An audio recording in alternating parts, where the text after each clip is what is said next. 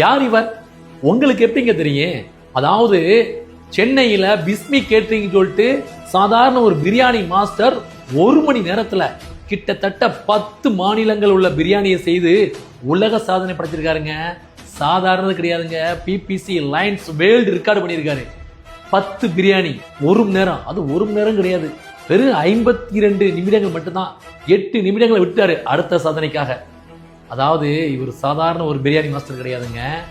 குர்ஆன் முழுவதையும் முழுவதாக மனப்பாடம் பண்ண ஒரு ஹாஃபிஸ், ஒரு இமாம். இறைவனுடைய அருள் இருந்துச்சுன்னா உங்களுடைய வாழ்க்கை எப்படி வேணாலும் மாறுங்க. அது போலதாங்க முழு குர்ஆனையும் மனசுல மனப்பாடம் செய்த ஒரு நபர், தன்னுடைய வாழ்வாதாரத்துக்காக பிரியாணி கேட்டரிங் வச்சு நடத்திட்டு வந்த ஒரு நபர் ஏதாவது ஒரு சாதனை புரியணும் அப்படின்னு சொல்லிட்டு 1 மணி நேரத்துல 10 மாநிலத்து பிரியாணியை செய்து உலக சாதனை படைச்சிருக்காருங்க. நாமெல்லாம் ஒரு பிரியாணி செய்யறதுக்கு ஊரை கூட்டிடுவோம். அவர் 52 நிமிடங்கள் மட்டும்தான் எடுத்திருக்காரு.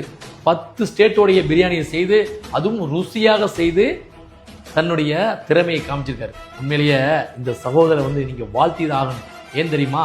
ஒரு இமாமா இருந்துகிட்டு, ஒரு ஹாஃபிஸா இருந்துகிட்டு ஒரு சாதனை புரிஞ்சிருக்காரு பாத்தீங்களா? அது ஒரு பெரிய சிந்தனை. இவர் ஒரு நமக்கெல்லாம் ஒரு எடுத்துக்காட்டு. அதாவது எந்த விதத்திலையும் நம்ம வாழ்க்கையில ஜெயிக்கலாம்னு சொல்லிட்டு நமக்கு ஒரு பாடத்தை கற்றுக் கொடுத்துருக்காரு. இந்த பெரம்பூர் முபாரக் சகோதரா, உங்களுடைய இந்த திறமை இந்த உலகம் முழுவதும் பரவட்டும், என்னுடைய வாழ்த்துக்கள்.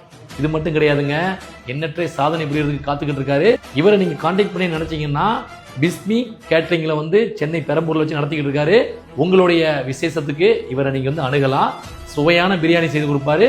அதே நேரத்துல மனமாவும் இருக்கு. உண்மையிலேயே வாழ்த்துக்கள் சகோதரா, வாழ்த்து. உங்களுடைய சாதனை மென்மேலும் வளர வேண்டும் சொல்லிட்டு எல்லாம் உள்ள இறைவனை நான் பிரார்த்தனை செய்கிறேன்.